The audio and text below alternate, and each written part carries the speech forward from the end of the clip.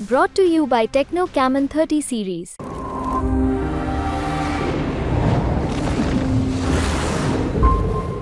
Sir Delhi वाले जिसको देते हैं सातों सीटें देते हैं और केंद्र में उसकी सरकार बनती है, पर आपका अनुमान है कि 2 से 3 सीटों पर बीजेपी को नुकसान होगा। यानी दिल्ली में वोटिंग पैटर्न बदला है अगर आपके विश्लेषण की बात करें तो।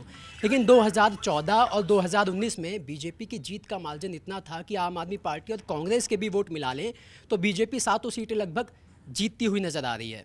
तो आपको क्या लगता है कि 2 से 3 सीटें ऐसी कौन सी हैं जिन पर इस बार इंडिया गठबंधन को बढ़त मिल सकती है? मैं एक सच बात बताऊं, दिल्ली के बारे में मैं इतना कॉन्फिडेंट नहीं हूं। दिल्ली और बंगाल दो राज्य हैं जिनके बारे में मैं समाव इतना कॉन्फिडेंट नहीं हो पा रहा। हालांकि उस शहर में मैं मकान है, लेकिन उतना घूमा नहीं, उतना साधारण लोगों से बात नहीं की। और मेरा एक, जब तक 100-200 लोगों से सड़क पे बात ना कर लूं तब तक मेरे को अंदर से वो कॉन्फिडेंस नहीं आता। वो मैं कर नहीं पाया कई कारणों से।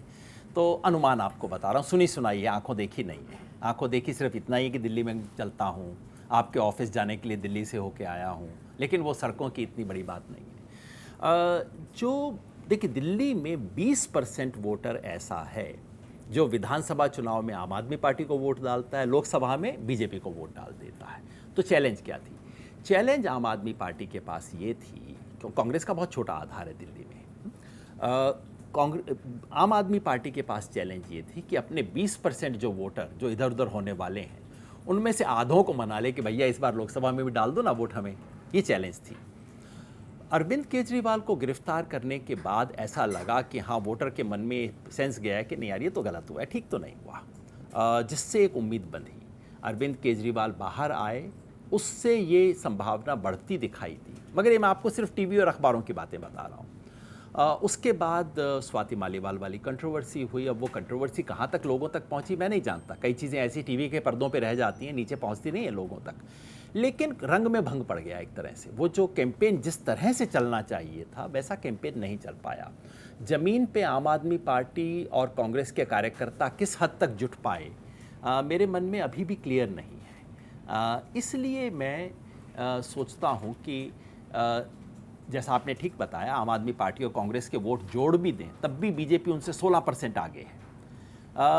उसमें कमी आई है, 16% के मार्जिन में कमी आई है। और इसलिए मुझे लगता है कि 2-1 सीटों पे फ़र्क पड़ेगा। वैसे बात आप ठीक कह रहे हैं कि 2-1 सीटों वाली बात आमतौर पे होती नहीं है, या तो इधर होता है या उधर होता है। अभी मुझे विपक्ष 7 सीट जीत जाए, मेरे मन में इच्छा तो है, लेकिन वो मुझे फलीभूत होती दिखाई नहीं देती। 2-1 सीट विपक्ष निकाल लेगा, जो मैं सुन रहा हूँ, सुनी सुनाई बातें हैं केवल। एक तो महाबल मिश्रा जी वाली सीट है, वेस्ट वहाँ पे है। दूसरा नॉर्थ ईस्ट है। अब नॉर्थ ईस्ट में जीत जाए, इसमें एक थोड़ा सा आशा का अंश भी है भाई, मैं साफ मानता हूँ। मैं चाहता हूँ कन्हैया को लोकसभा में देखना। अगर वो आ जाएँ तो इतना जो झूठ इस देश में चलाया गया उनके नाम को लेके, एक तो वो मिटेगा, और दूसरा इस देश को एक सुंदर साफ आवाज़ सुनने को मिलेगी। तो मेरी उम्मीद है, अपेक्षा भी है कि 2-3 सीट जिसमें से नॉर्थ ईस्ट होगी, ऐसी मेरी उम्मीद है।